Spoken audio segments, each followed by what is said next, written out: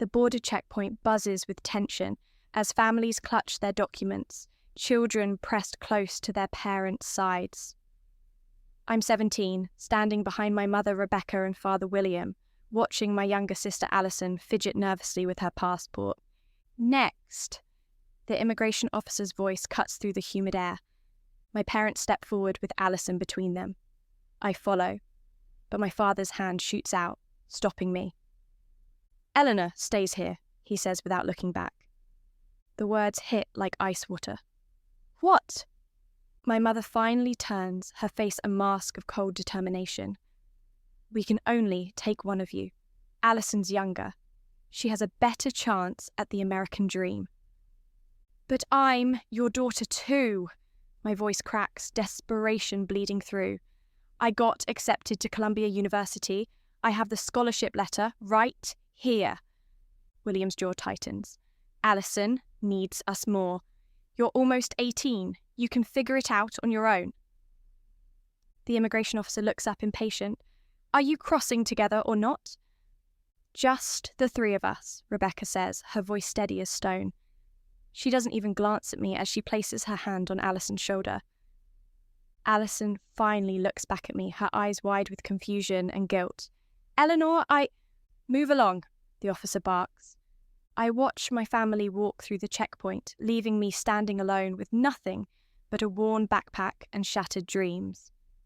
Alison keeps looking over her shoulder, tears streaming down her face, but she doesn't stop walking. The checkpoint gate closes with a final, decisive clang. 3 months later, I'm dead. The fever takes me in a cramped hostel room in Tijuana. No money for proper medical care, no family to call, no future to fight for.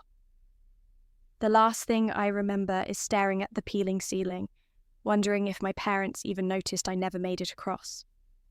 But death isn't the end. I wake up gasping, my heart hammering against my ribs.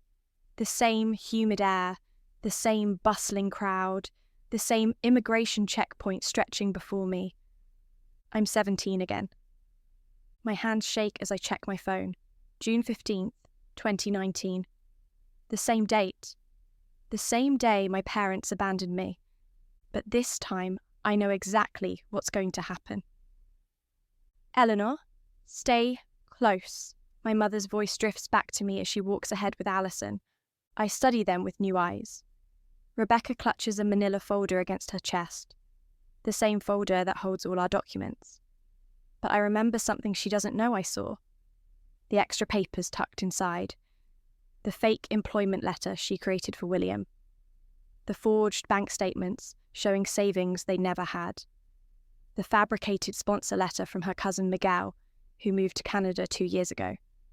My parents aren't just abandoning me. They're entering the United States on fraudulent documents. A slow smile spreads across my face. Next. This time, when my father's hand shoots out to stop me, I'm ready. "Actually, officer," I call out, my voice carrying clearly across the checkpoint. "I think you should check their documents more carefully." William spins around, his face flushing red. "Eleanor, what are you doing?" The immigration officer's eyes narrow, suddenly alert. "Is there a problem here?" "My parents are using fake documents," I say, pulling out my phone. "I have photos of them creating the forgeries last week."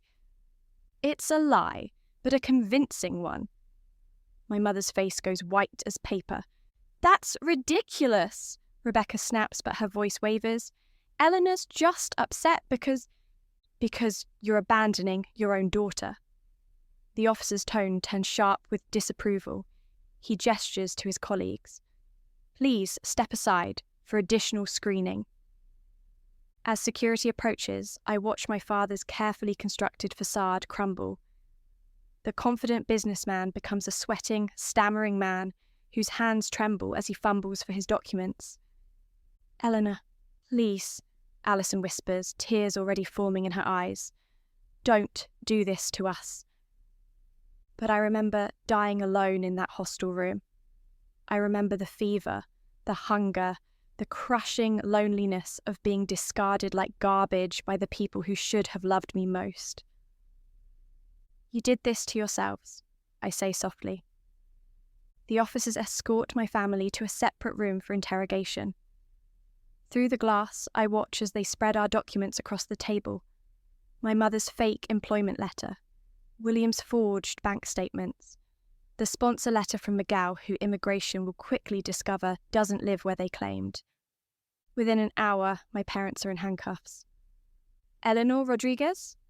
A different officer approaches me. I'm Agent Patterson. We need to ask you some questions. Of course, I say, adopting the perfect expression of a shocked, innocent daughter. I can't believe they would do something like this. I thought we were crossing legally. Agent Patterson's expression softened slightly. How old are you? 17. I turn 18 next month. Do you have anywhere to go? I pull out my acceptance letter to Columbia University, the same letter my parents ignored in my previous life. I have a full scholarship here. I was planning to start in the fall, but I let my voice trail off, painting the picture of a devastated but resilient young woman.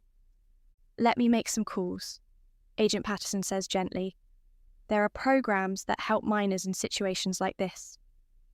Through the glass wall, I see my mother pointing frantically in my direction, her mouth moving rapidly. She's probably telling them I'm lying, that I'm just a spiteful teenager trying to hurt my family. But the evidence speaks for itself. The documents are fake. Miguel, when contacted, confirms he never sent a sponsor letter. The employment verification leads to a disconnected phone number. My parents built their house of lies on sand, and I simply let the tide come in. Agent Patterson returns with a social worker named Janet Mills. Eleanor, we've contacted your university. They're willing to work with you on housing arrangements until you turn 18. You'll be placed in a transitional program for unaccompanied minors. What about my parents? I ask, injecting just the right amount of concern into my voice. They're being processed for immigration fraud, Agent Patterson explains grimly. They'll likely face deportation and a permanent ban from entering the United States. Perfect. As they lead my parents away in handcuffs, William finally meets my eyes through the glass. The look he gives me is pure hatred, but underneath I see something else. Fear. He knows exactly what I've done, and he knows he deserves it. Alison presses her face against the glass, sobbing. Eleanor, I'm sorry. I didn't want to leave you behind. Please, help us. But I remember her walking away without a word when it mattered. I remember how she looked back with guilt, but never stopped moving toward her American dream. I'm sorry too, I whisper, knowing she can't hear me through the glass. Janet Mills places a gentle hand on my shoulder. This must be incredibly difficult for you, discovering your parents were willing to break the law and then having to make the choice to do the right thing. It was the hardest decision of my life, I lie smoothly. But I couldn't be part of something illegal, even if they are my family. The social worker nods approvingly. You're very mature for your age. I think you're going to do well in America. As we walk away from the checkpoint, I don't look back at my family being processed for deportation. In my previous life, they left me behind without a second glance. Now, they know exactly how abandonment feels, but this is just the beginning. My parents' immigration fraud is only the first domino to fall. I remember everything from my previous life, every lie they told, every corner they cut, every person they betrayed on their climb towards success, and I'm going to expose every single one. 6 weeks later, Columbia University's financial aid office smells like coffee and desperation. I sit across from Counsellor Lisa Chen. My acceptance letter and scholarship documents spread between us. Your case is unprecedented, Eleanor, Lisa says, adjusting her glasses. A minor whose parents were arrested for immigration fraud while attempting to enter the country illegally. The university wants to help, but we need proper documentation for your housing arrangements. I slide a folder across her desk. Agent Patterson helped me compile everything. My birth certificate, my parents' arrest records, the social services placement letter. She flips through the documents, her expression growing more sympathetic with each page. It says here your parents attempted to abandon you at the border. They told immigration they were only travelling as a family of 3. They planned to leave me behind permanently. I let genuine pain creep into my voice. I only exposed their fraud because I couldn't watch them break the law, even though it meant losing my family. Lisa's eyes soften. You made an incredibly difficult but ethical choice. The university is prepared to offer you emergency housing and work-study opportunities. Thank you, I whisper, playing the grateful victim perfectly. But gratitude isn't what's burning in my chest. It's cold satisfaction. In my previous life, I died believing my parents chose Alison over me out of love. Now I know the truth. They chose her because she was easier to control, more likely to stay quiet about their illegal schemes. My phone buzzes. A text from Janet Mills. Immigration wants to interview you again. They're building a broader case against your parents. Perfect timing. 2 days later. Agent Patterson's office walls are covered with photos, documents, and string connecting various pieces of evidence. It looks like a detective show, except the criminals are my parents. Eleanor, we've discovered your parents had been planning this crossing for over 2 years, Patterson explains, pulling out a thick file. We found communications with document forgers, payments to smuggling networks, and evidence of other fraudulent activities. I lean forward, feigning shock. Other activities?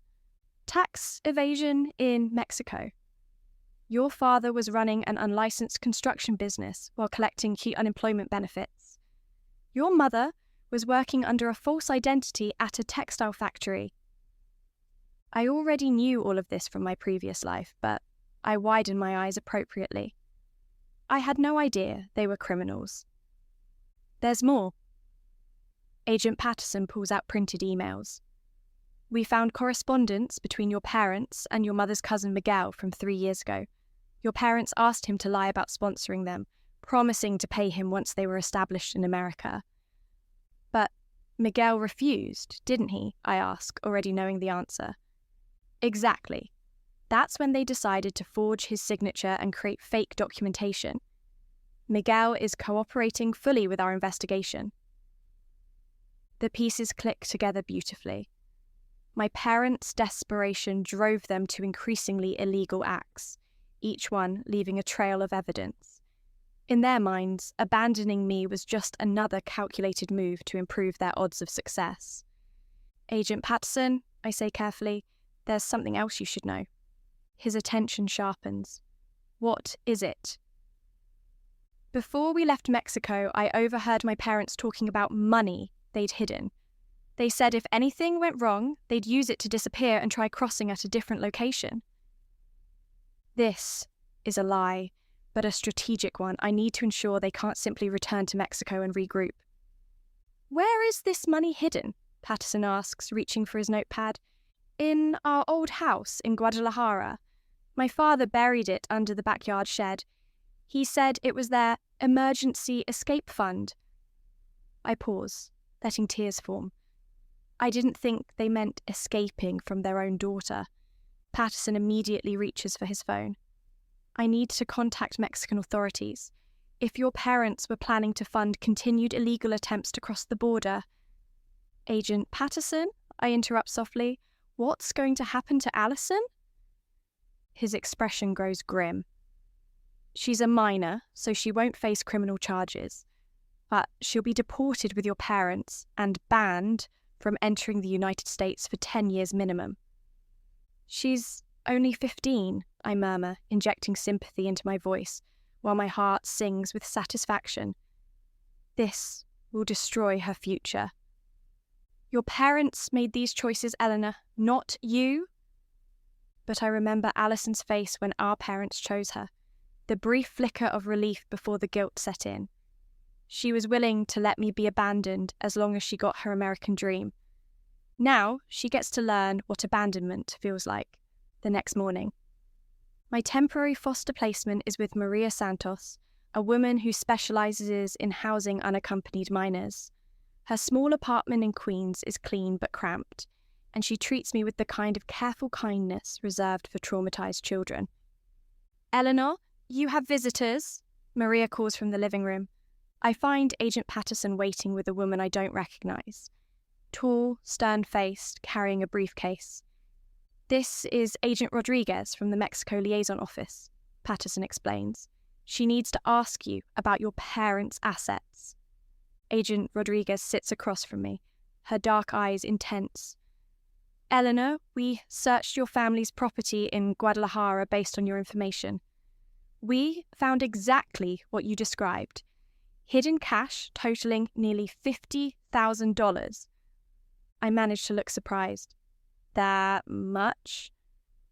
"Your parents had been skimming money from construction jobs for years, not paying taxes on cash payments. This money was definitely intended to fund continued illegal border crossings." Maria makes a small sound of disapproval. "How could parents put their children at such risk?" "There's more," Agent Rodriguez continues. "We also found documents showing your parents had contacts with human trafficking networks. They weren't just planning to cross themselves, they were going to help smuggle other families for profit." This part I didn't know from my previous life, and my shock is genuine. They were going to become smugglers. It appears so. The hidden money was seed capital for a larger operation. Agent Rodriguez leans forward. "Eleanor, this information elevates your parents' case to federal trafficking charges. They're looking at 20 years in prison, not just deportation." My hands tremble slightly, not from fear, but from the sheer magnitude of justice being served. In my previous life, my parents simply abandoned me and continued their lives. Now, their entire criminal network is unraveling. "What about my sister?" I ask. "She'll still be deported, but she won't face trafficking charges. However, the enhanced criminal penalties for your parents mean she'll likely never be allowed to enter the United States, even as an adult." Perfect. Alison gets to live with the consequences of our parents' choices, just as I had to die with them in my previous life.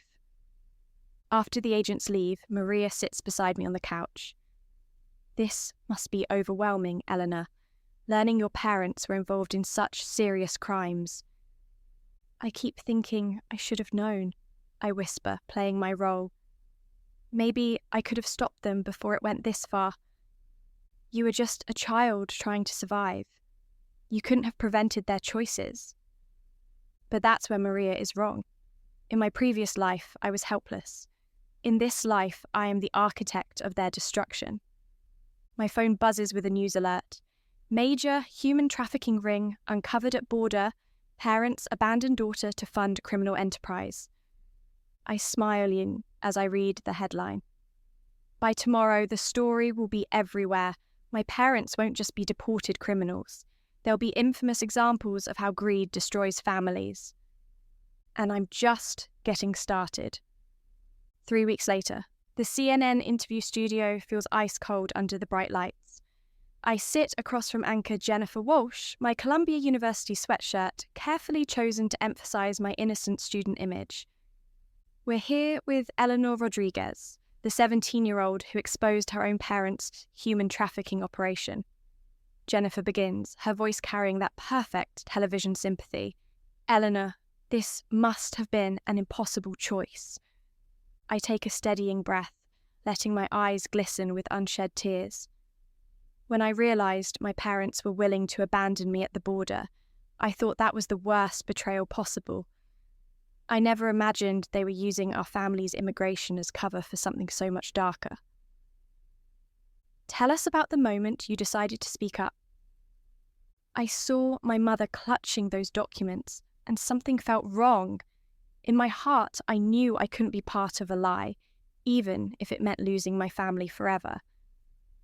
I pause, letting genuine pain colour my voice. But I never expected the investigation to uncover a trafficking network. I thought I was just stopping document fraud. Jennifer leans forward.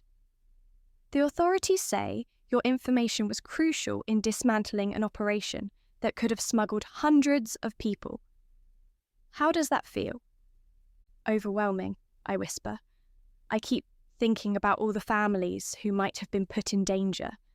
If staying silent meant more children could be separated from their parents.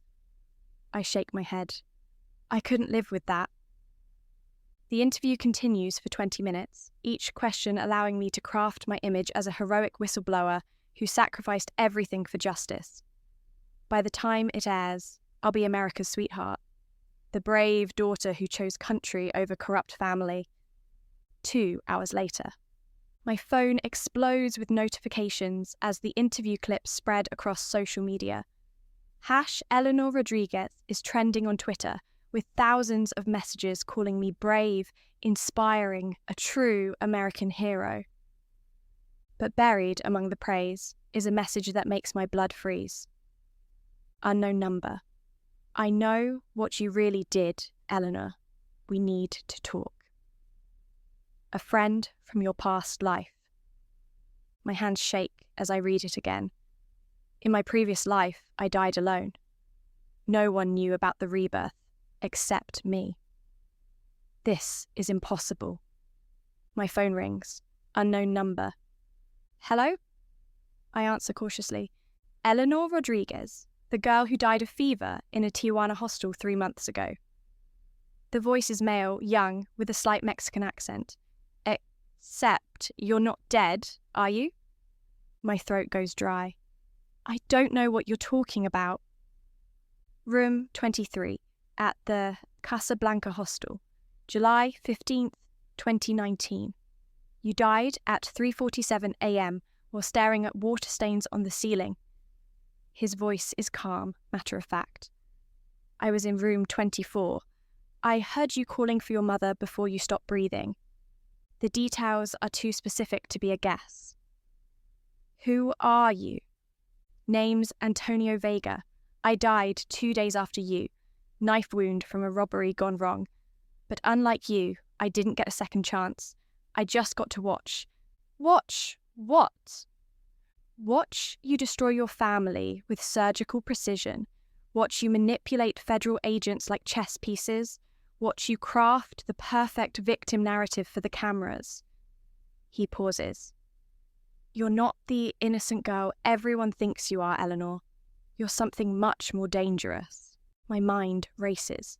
If Antonio can somehow observe me, if he retained memories from his death, then others might know too. What do you want? Justice. Your parents might be criminals, but they loved Alison. She's 15 years old, and you've sentenced her to a life of poverty and shame. That's not justice. That's revenge. They abandoned me to die, I hiss, dropping my careful mask for the first time in weeks. And you've made sure they'll rot in prison for 20 years, while their innocent daughter pays the price. Congratulations, you've become exactly what they were. Someone who destroys children to get what they want. The line goes dead. I stare at my phone, fury and fear warring in my chest. Antonio is wrong. Alison chose her side when she walked through that checkpoint without looking back. She was willing to benefit from my abandonment, so she can suffer the consequences. But if Antonio retained his memories, what else might be possible in this second life? The next morning, my Columbia orientation packet arrives in Maria's mailbox, thick with dormitory assignments and class schedules. Real evidence that my new life is working exactly as planned. Eleanor, there's someone here to see you, Maria calls from the front door. I freeze. If Antonio somehow tracked me down. But it's Agent Patterson, accompanied by a woman I don't recognise. Petite, professional, carrying herself like law enforcement. Eleanor, this is Agent Lopez from Internal Affairs, Patterson explains, his usual warmth notably absent. She needs to ask you some questions about your testimony. My heart pounds, but I keep my expression confused and cooperative. Is something wrong? Agent Lopez sits across from me, her eyes sharp and calculating. We've been reviewing your case, and some inconsistencies have emerged. You claim to overhear your parents discussing hidden money in Guadalajara, but when we interviewed your neighbours, they said your family moved out of that house 6 months before you attempted border crossing. Shit. I used information from my previous life without checking if the timeline matched this reality. I must have been confused, I stammer. We moved around a lot. Maybe it was a different house. The money we found was buried at your grandmother's property, not your parents' house, Lopez continues. Your grandmother admitted your father asked to store emergency funds there, but she had no idea it was connected to criminal activity. Think fast. My father always called my grandmother's house home. When he said our house, I assumed he meant where we lived, not where he grew up. Lopez makes a note, but her expression remains skeptical. There's also the matter of your tip about the trafficking network. You claim to overhear your parents discussing smuggling operations, but phone records showed their first contact with trafficking networks happened after they were arrested. My mouth goes dry. In my desperation to destroy them completely, I gave investigators information that hadn't happened yet in this timeline. Maybe I misunderstood what they were talking about, I say weakly. Eleanor, Patterson's voice is gentle but firm, we want to believe you're telling the truth, but these discrepancies are serious. If you provided false information to federal investigators, I would never lie about something like this, I protest, letting tears flow freely. My parents abandoned me. They were willing to leave me to die at that border. Why would I protect them? Agent Lopez exchanges a glance with Patterson. We're not accusing you of lying intentionally, but trauma can affect memory, especially in someone your age. We need to verify every detail of your testimony. After they leave, I pace Maria's small living room like a caged animal. My perfect revenge is starting to unravel because I got greedy, because I wanted to hurt my parents beyond what their actual crimes deserved. But I'm not giving up, not when I'm this close to everything I wanted. My phone buzzes with another message from Antonio. The truth has a way of surfacing, Eleanor. Your house of cards is falling down. I delete the message and block the number, but his words echo in my mind.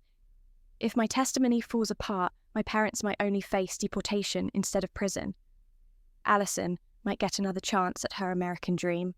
That's not acceptable. I need a new strategy, one that doesn't rely on impossible knowledge from my previous life. I need to make my parents destroy themselves with evidence that exists in this timeline. And I know exactly where to find it. Federal Detention Center 2 days later. The visiting room smells like disinfectant and despair. My parents sit across from me in orange jumpsuits, looking older than their 45 years. Alison huddles between them, her eyes red-rimmed from crying. Eleanor, my mother's voice cracks as she reaches toward the glass barrier separating us. Please tell them you made a mistake. Tell them you were confused. I study their faces through the reinforced glass, seeing the desperation I felt in my previous life reflected back at me. I wish I could, Mum, but the evidence speaks for itself. What evidence? William slams his hand against the table. You gave them information that doesn't even make sense. The timeline is impossible. He's right, but he doesn't know why. I lean forward, lowering my voice. Dad, I found your real ledger. The colour drains from his face. What ledger? The one you hid in Alison's backpack. The one with actual records of bribes you paid to building inspectors in Guadalajara. Names, dates, amounts, everything going back 3 years.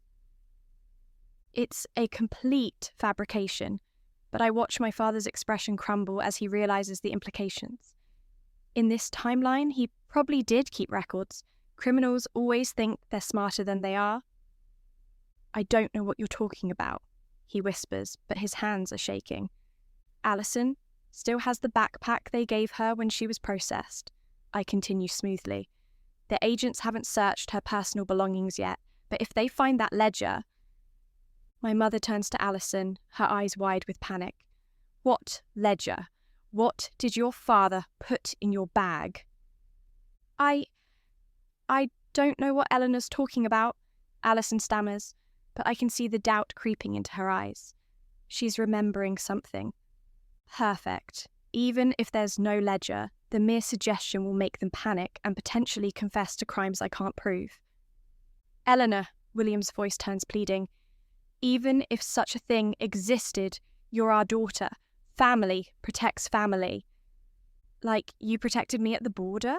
I ask quietly. The visiting room falls silent except for the hum of fluorescent lights. We made a hard choice, Rebecca finally says. We thought you were strong enough to survive on your own. Alison needed us more. No, I shake my head. You made the selfish choice. You chose the daughter who wouldn't question your lies, who wouldn't threaten your secrets, but you underestimated both of us. I stand to leave, but Alison's voice stops me. Eleanor, wait. There is something in my backpack. Dad gave me a notebook before we left. He said it was homework, but... William's face goes white as paper. Alison, stop talking. But it's not homework, is it? Alison's voice grows stronger as understanding dawns. It's numbers and names and... Oh God, Dad, what did you do? My parents exchange a look of pure terror. Whatever's in that notebook, it's real and it's damning. I need to speak with the agents, Alison whispers. I need to tell them about the notebook. Alison, no! Rebecca reaches for her, but the glass barrier stops her. You don't understand what you're saying. I understand perfectly, Alison replies, tears streaming down her face. You used me to smuggle evidence across the border. You made me an accomplice without even telling me.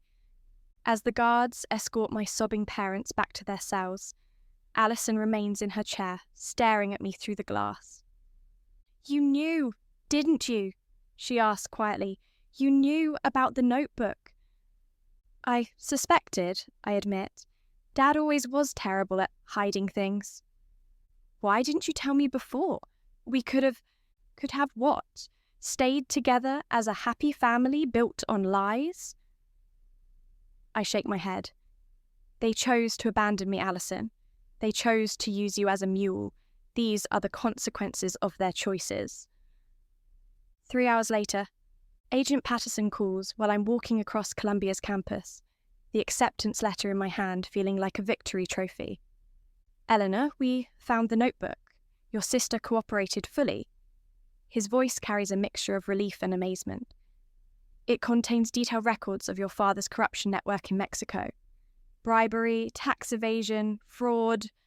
This evidence predates their trafficking connections by years. So, the charges will stick? All of them. Your parents are looking at 25 years minimum. The Mexican authorities want to extradite them after they serve their US sentences.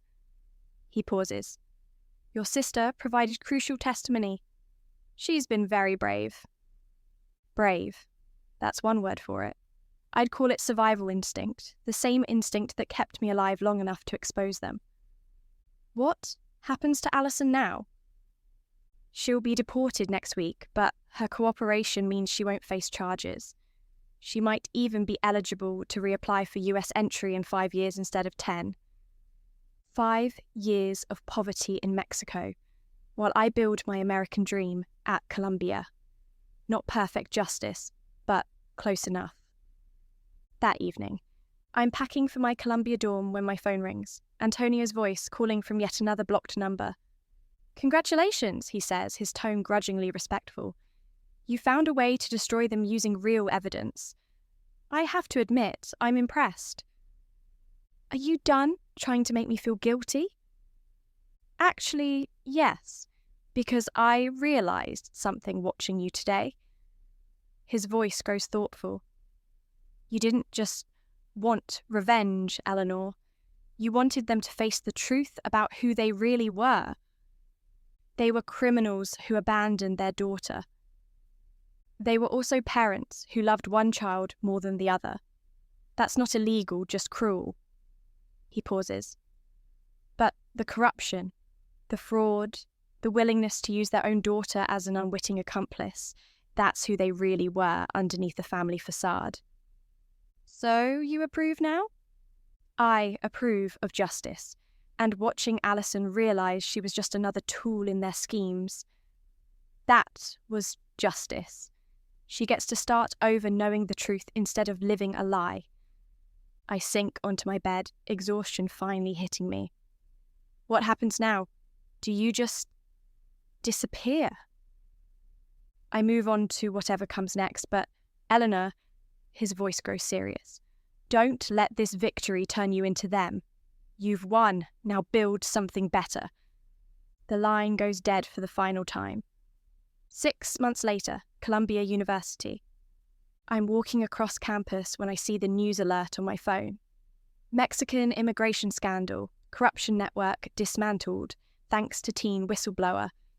The article mentions that Alison Rodriguez, now 18, has enrolled in community college in Guadalajara and is studying to become a social worker helping separated families. There's a photo of her volunteering at a refugee centre, her face serene but determined. She found her purpose in the wreckage of our family's lies. That afternoon, I receive an unexpected email. From alison.rodriguez.mx@gmail.com. Subject, thank you. Eleanor, I hated you for months after the trial. I blamed you for destroying our family, for ruining my dreams, for taking away everything I thought I wanted. But working with separated families here, I see what you saved me from. Our parents didn't love us. They loved the idea of us as tools for their ambitions. You freed us both from that prison. I'm applying for a student visa to study social work at UT Austin next year. If they approve it, maybe we can meet for coffee sometime. Not as the family we were, but as the people we've chosen to become. I forgive you. More importantly, I understand you. Your sister, Alison. I stare at the email for a long time, feeling something crack open in my chest. Not revenge or satisfaction, but something warmer and more complex. Then I hit reply, Alison, coffee sounds perfect. There's a lot I need to tell you about second chances. Eleanor, I don't mention the rebirth. Some truths are too dangerous to share. But as I send the email, I realise Antonio was right. Justice isn't just about punishment. It's about giving people the chance to become who they really are. My parents are serving their sentences. Alison is building a life based on truth instead of lies. And I'm finally free to be Eleanor Rodriguez, not the abandoned daughter, not the vengeful victim, but the woman who chose justice over revenge and found her family on the other side.